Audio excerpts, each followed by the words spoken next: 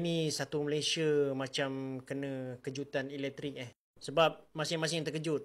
Mungkin inilah seumur hidup kita yang mana buat pertama kalinya kita dapat nampak macam manakah banyaknya duit 170 juta ringgit bila dilambakkan dekat atas meja. Pasal siapa yang bersalah, siapa yang tak bersalah tu saya tak nak campur lah. Itu kita bagi peluang kepada pihak SPRM untuk melakukan siasatan yang lanjut dan juga diharap kepada pesalah-pesalah ni dapat dibawa ke muka pengadilan lah. Cuma yang saya nak ulas dekat sini adalah duit yang fizikal ni, 170 juta ni, untuk pengetahuan korang semua, untuk kita keluarkan sejumlah besar duit daripada sistem perbankan, dia sebenarnya bukanlah mudah.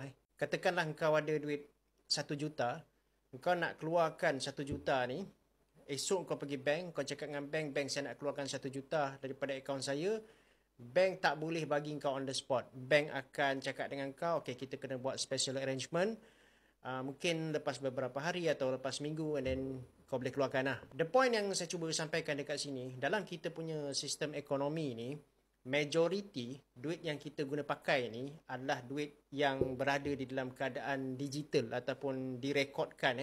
Hanya sebilangan kecil aja dia adalah duit fizikal ataupun duit kertas ni. Jadi kalau kita tiba-tiba nak keluarkan sejumlah besar wang tunai daripada bank, dia bukanlah sesuatu perkara yang boleh dibuat dengan serta-merta. Macam mana diorang boleh keluarkan duit sebanyak ini, saya tak pasti. Yang kedua pula, kalaulah duit 170 juta ini disimpan di dalam sebuah rumah dan tidak digunakan, maksud saya dia tidak di cycle ke dalam sistem ekonomi, itu sebenarnya akan memberikan kita economic loss. Tapi kalau duit 170 juta ni kita masukkan ke dalam sistem perbankan, dia akan melalui proses kitaran. Dan setiap kali duit ni dia berpindah tangan, dia akan menggalakkan kegiatan ekonomi lah. Macam mana kita nak kira? Basically kita boleh kira dengan pengganda lah.